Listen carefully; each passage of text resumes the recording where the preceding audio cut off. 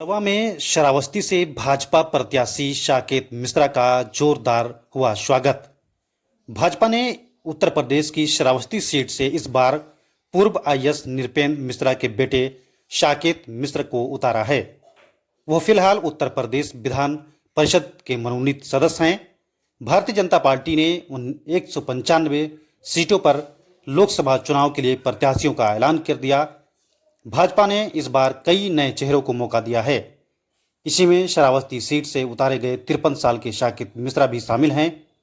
वो प्रधानमंत्री नरेंद्र मोदी के पूर्व प्रधान सचिव और राम मंदिर निर्माण समिति के अध्यक्ष नृपेंद्र मिश्रा के बेटे हैं।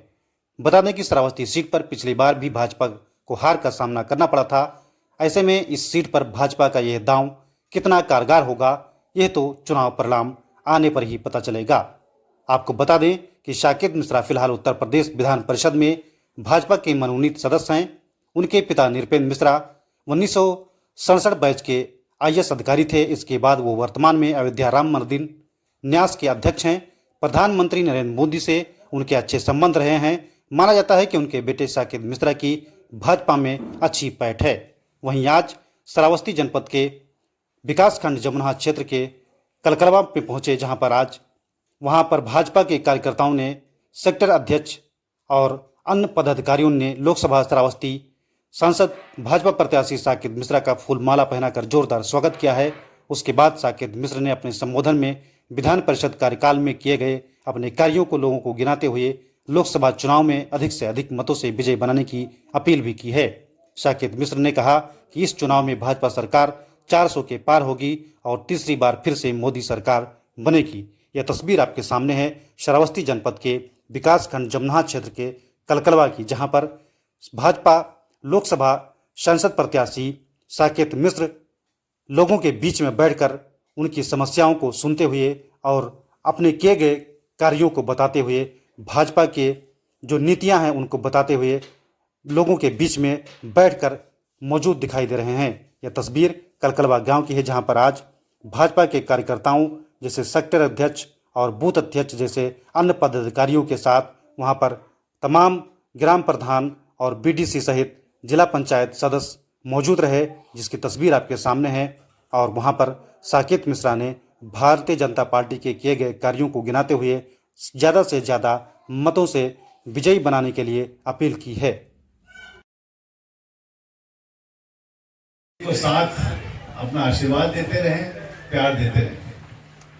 अभी तो दिवाकर जी ने कहा कि, और माननीय मंडल अध्यक्ष महोदय ने भी कहा कि पिछली बार की गलती, तो एक वो गाना है ना, छोड़ो कल की बातें, कल की बात पुरानी, नया दौर है, नई उमंगे, हम हिंदुस्तानी। तो दो चीज जरूरी है इसमें। तो मैं अच्छा क्या ताली बजा दी, अगर मैं गाने रखता तो सब लोग आप लोग भाग जाते हैं।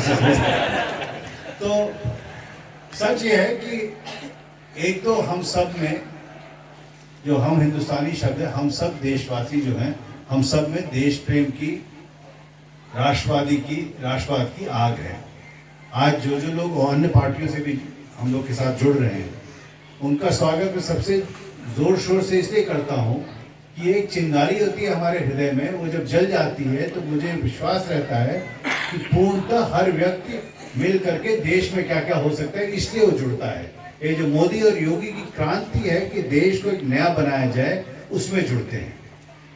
और जो नया दौर है, ये आप लोग समझ लीजिए कि जो पहले कल्पना थी भारत की 70 साल की, धीरे धीरे वो उसको कहा जाता था, अंग्रेजी में एक शब्द था हिंदू रेट ऑफ ग्रोथ, कि आर्थिक व्यवस्था 3% से ऊपर कभी जाती नहीं थी।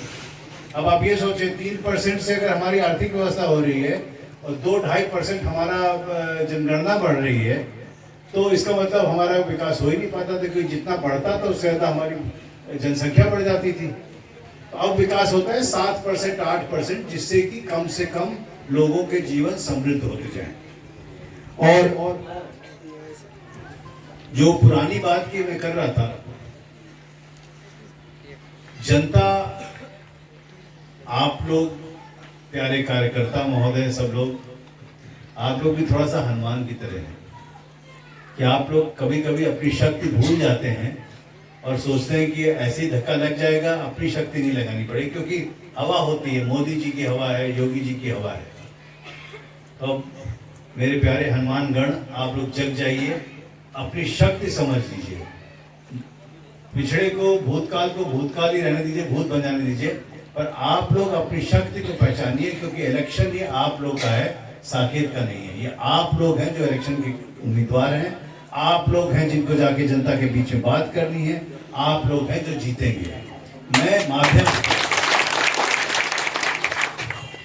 माध्यम की तरह आप लोग के मार्गदर्शन में इलेक्शन के बाद काम करूंगा, जैसे 7 साल 8 साल से कर रहा हूं। जो भी काम कर रहा हूं वो सब आप लोग के मार्गदर्शन होता है, क्योंकि काश मैं कह सकता मेरा इतना दिमाग है कि मैं बैठे बैठे यहाँ पे तीसरी आंख से मुझे दिख जाता था क्या होता है क्या नहीं होता है, पर वो पता चलता है आप लोग से कि कहाँ पे कमी है, कहाँ पे प्राथमिकता देनी चाहिए, कहाँ पे हम लोग काम करेंगे तो कुछ लोगों को अच्छा मिलेगा।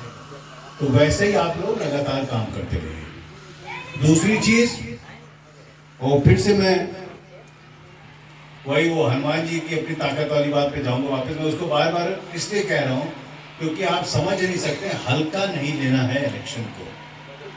हर दरवाजे को खटखटाना है, हर दरवाजे को खटखटा करके बताना है कि क्या क्या हम लोग के सामने। देखिए, मोदी जी और योगी जी ने काम करवा दिया है, चाहे वो सुरक्षा व्यवस्था हो, महिलाओं की सुरक्षा हो। बहन जी बताएंगी आपको कि आज से 15 साल पहले क्या हाल होता था, आज क्या हाल होता है। कम से कम आदमी निकल सकता है बाजार में, राशन पानी लेकर के वापस घर पहुंच जाता है, यानी कि घर वाले चिंता करते हैं। शिक्षा व्यवस्था में सुधार, विश्वविद्यालय आ रहे हैं हमारे पास, स्मार्ट क्लास लग रहे हैं। मैंने स्वयं छोटा सा एक योगदान यहाँ पे बच्चों की शिक्षा के लिए किया है। 2000 बच्चे अब कक्षा 6 से 8 के एक ऐप पे गणित और विज्ञान पढ़ेंगे। तो हो रहा है सुधार, लगातार मोदी योगी जी कर रहे हैं। स्वास्थ्य में हो ही रहा है, मेडिकल कॉलेज बलरामपुर में आ गया है। मेरी आशा है कि जल्दी हम लोग को श्रावस्ती में भी मेडिकल कॉलेज मिल जाएगा अगले टर्म में।